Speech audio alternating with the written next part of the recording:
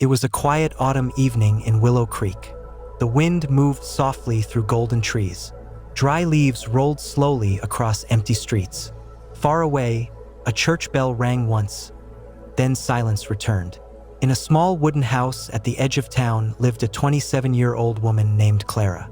Clara had a simple life. She worked in the local library. Every morning she opened old wooden doors, arranged books, and greeted familiar faces. Most people in Willow Creek knew her as the quiet girl with warm eyes.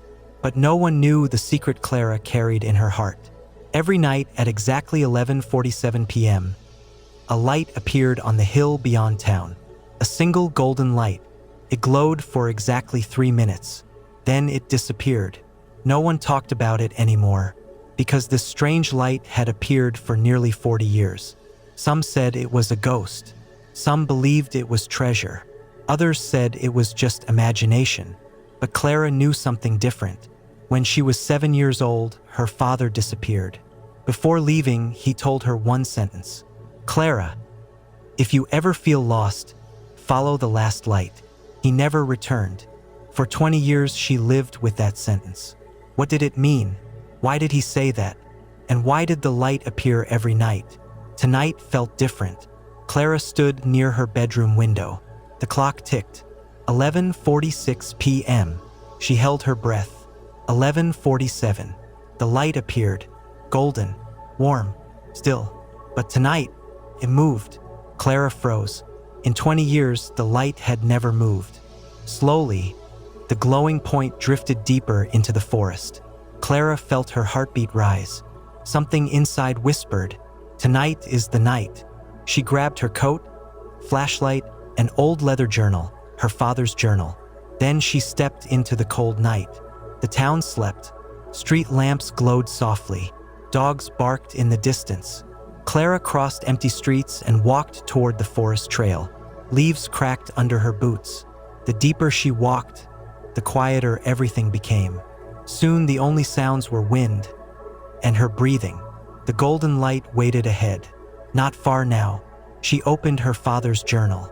Most pages were blank, but one page had a drawing. A tree, a river, and a circle. Clara lifted the page toward the moonlight. Then she stopped.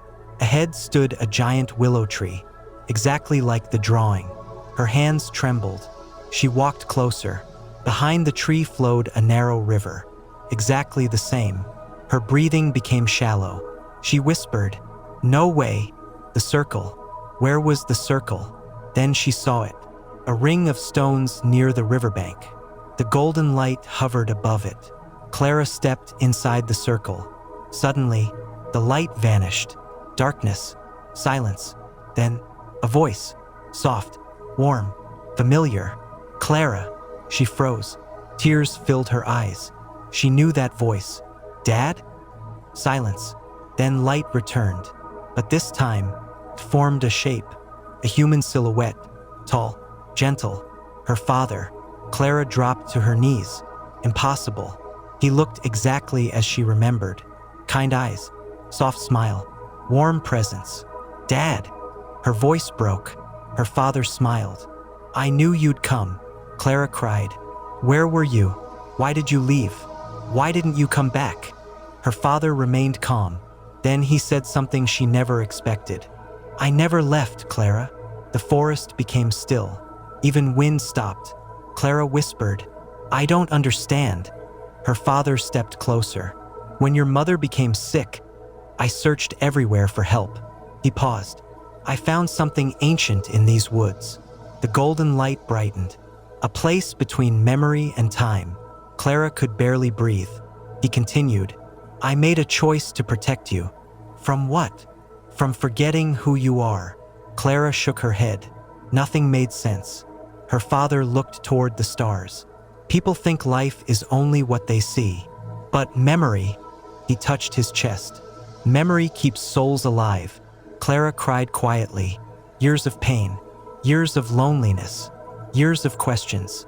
Everything poured out.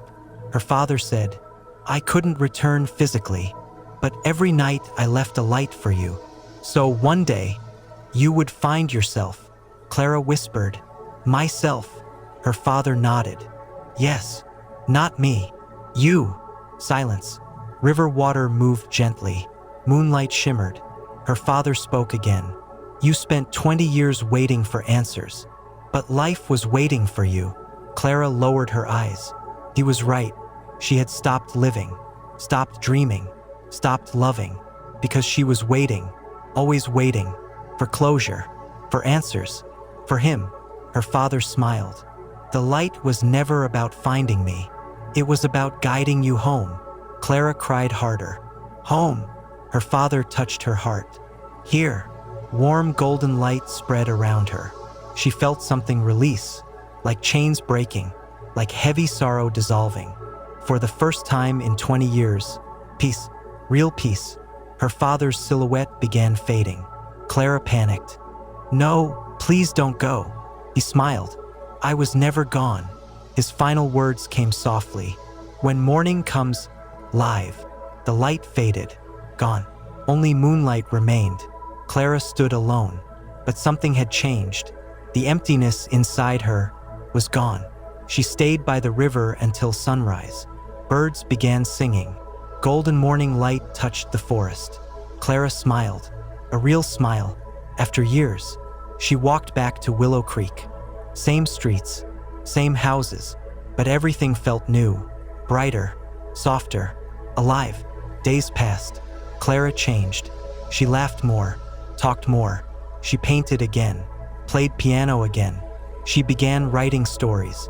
At the library, children gathered around her. They loved hearing her stories. Stories about stars, light, hope, memory. Years later, Clara published her first book. It became beloved across United States. Its title, The Last Light. People asked, is it fiction? Clara always smiled and answered, not entirely.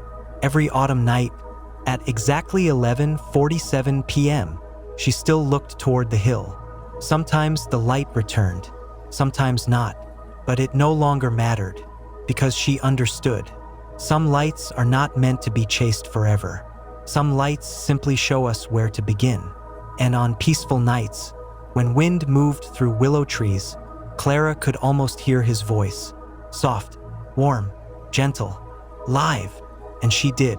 She lived, fully, quietly, beautifully, and under the endless American sky, Willow Creek slept peacefully. The wind whispered through trees. The stars watched silently. And somewhere, far beyond what eyes can see, a golden light still glowed, waiting for anyone who had forgotten the way home.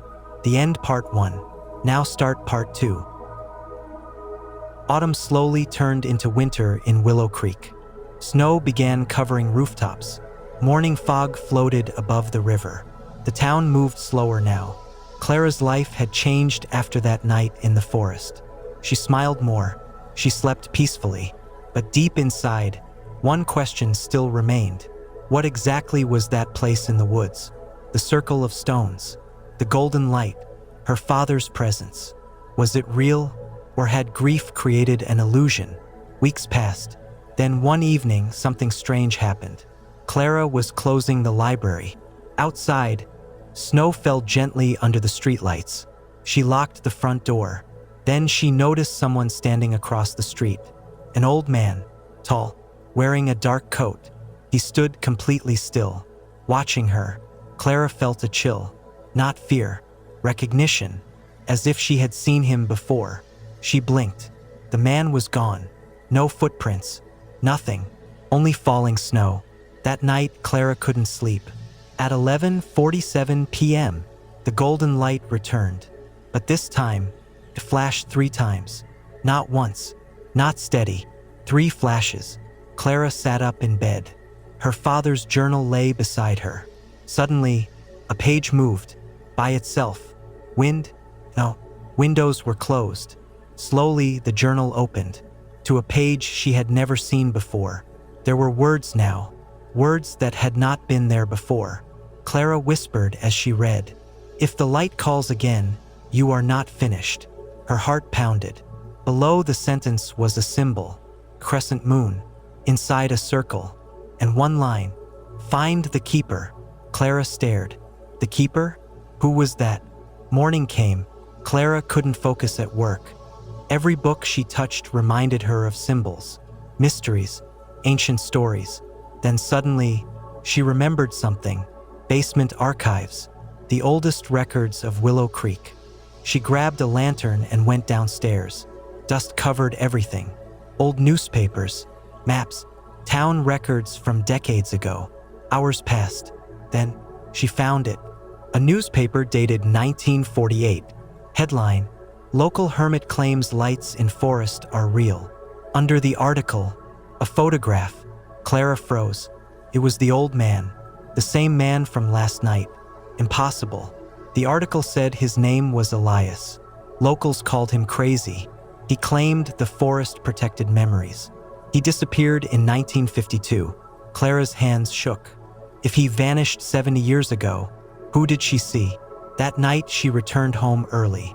No dinner, no music, only silence. 11:47 p.m. The light appeared. 3 flashes again. Then movement, toward the forest. Clara didn't hesitate. Coat, flashlight, journal. She ran. Snow crunched under her boots. Cold air burned her lungs. The forest welcomed her with silence. Trees stood like ancient guardians.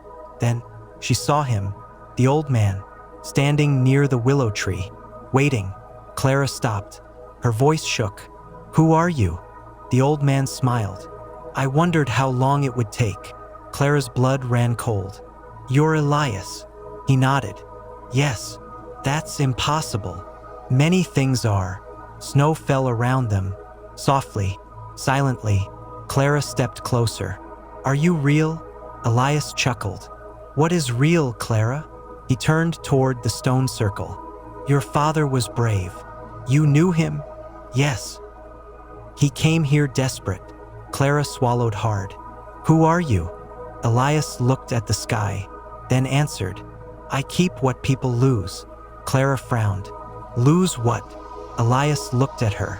"Memories." The forest grew strangely quiet. Even the snow seemed to pause. Clara whispered, "What does that mean?" Elias lifted his hand. Golden particles appeared in the air, floating, glowing, warm. Each spark showed tiny images: a child laughing, a mother smiling, a wedding, a goodbye. Clara gasped. Memories, human memories, real memories. Elias spoke softly. "People think memories disappear. They don't. They gather. They remain." Clara stared in disbelief. "Why show me this?" Elias stepped closer. "Because something is wrong." Clara's heartbeat quickened. "What?" Elias looked toward the darkness, then said words that froze her. "Something is stealing them." Clara felt ice in her veins. "Stealing memories?" "Yes.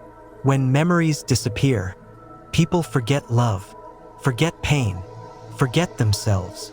The golden sparks began fading. Darkness returned.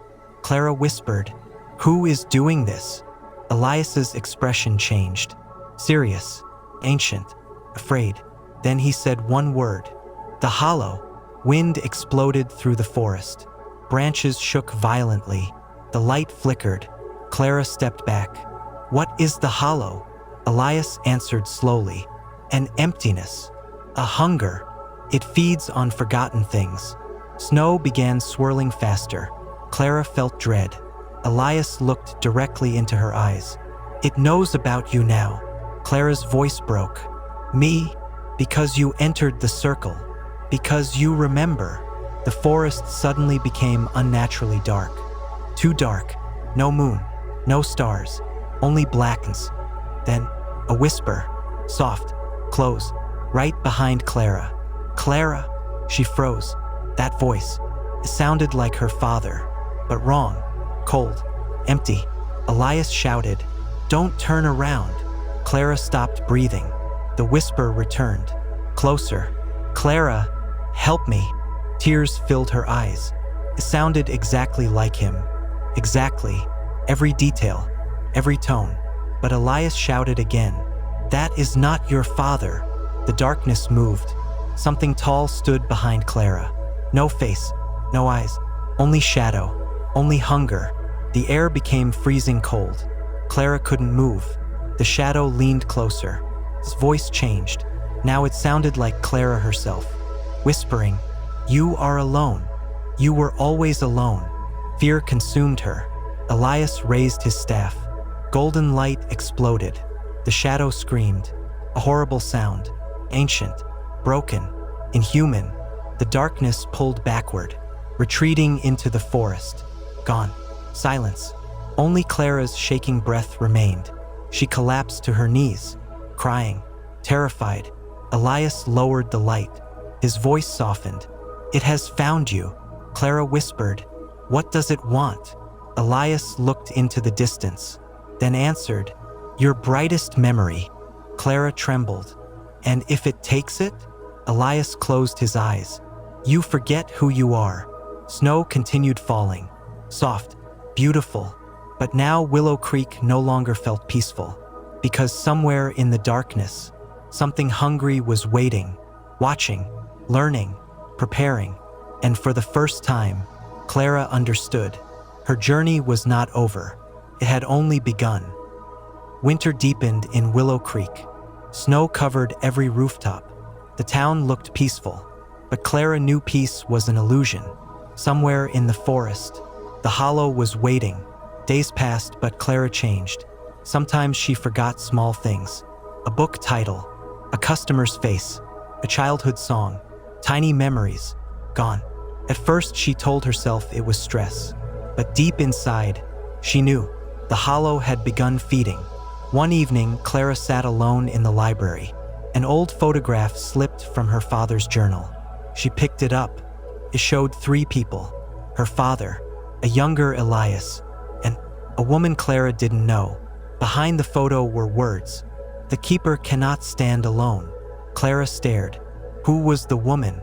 Why had her father hidden this? That night at 11:47 p.m., the golden light did not appear. For the first time in years, nothing. Darkness, silence. Then every light in town went out. Complete blackout. The air turned freezing. Windows rattled. Dogs howled. And from the forest, a sound, a low, endless hum, like emptiness itself breathing. Clara ran outside. Snow whipped through the streets. People opened doors in confusion. Children cried. Then Clara saw it.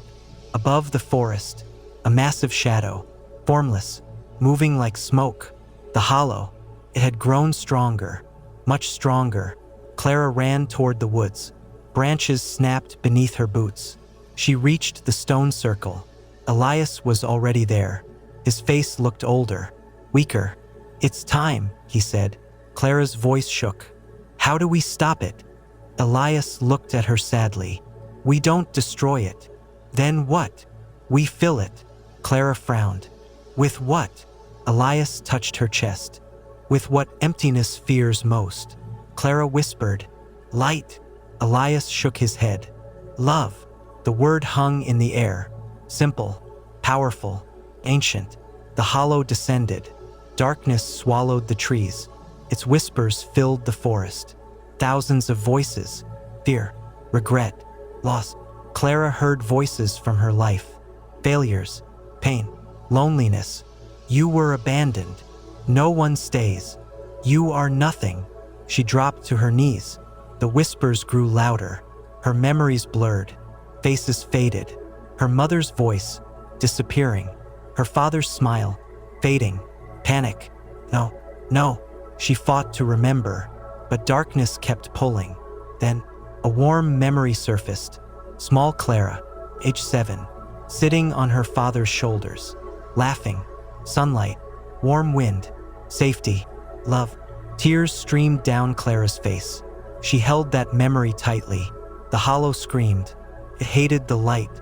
Clara stood, shaking, but stronger. She closed her eyes. More memories came. Her mother singing, her father reading bedtime stories, children smiling in the library, laughter, friendship, kindness, love, so much love. Golden light burst from her body. The forest glowed. The hollow recoiled violently. It screamed in rage. But Clara understood now.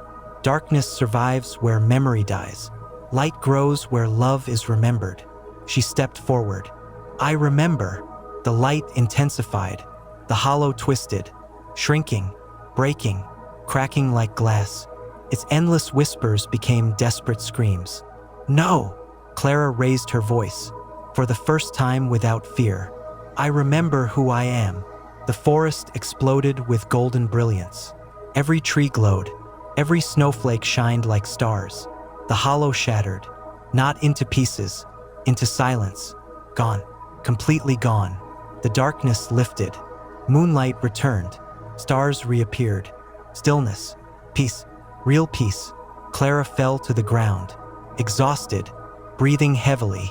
Elias helped her up. He smiled, proud. You did it. Clara whispered. We did it. Elias looked toward Dawn. No. He smiled softly. You were always the last light. Clara froze. What? Elias chuckled gently. Your father knew. He knew you would become what Willow Creek needed. Clara felt tears rise. The woman in the photograph? Elias looked peaceful. Your mother. Clara's breath stopped. She was a keeper too. Everything made sense. The courage, the light, the strange connection. It had always been inside her. Elias began glowing. Clara panicked. No. What's happening? His form became golden dust. My time is over. No. Elias smiled warmly. The keeper never truly disappears. He touched her forehead. A final blessing. Protect the light. Then he faded. Gone. Only glowing particles remained. Spring eventually came to United States. Snow melted. Flowers bloomed. Willow Creek felt alive again. People smiled more. Children laughed louder. Something heavy had lifted from the town. Clara returned to the library, but now she was different. Stronger, calmer, warmer. At night, she still looked toward the hill. But now, the golden light came from her window. Soft, steady, gentle. Travelers passing through town often asked, "What is that light?" Locals smiled and answered, That's the last light." Years later, Clara became known as the storyteller of Willow Creek. Every night, children gathered to hear her stories. Stories about stars, memory, love, home. Before sleeping, she always ended with the same words. If life feels dark, if you feel lost, remember what you love, because love remembers. On one quiet summer night, wind moved gently through willow trees. Clara sat near her window. The stars above America glowed endlessly. She closed her eyes, and once again, she heard her father's voice. Soft, warm, peaceful. You came home. Clara smiled. Yes. Then she whispered to the night, and I stayed. The wind carried her words through the town, through trees, through hills, through time, and somewhere beyond sight, golden light continued shining. For every tired soul, for every lonely heart, for anyone searching in darkness, waiting, guiding, glowing, until they found home. The end.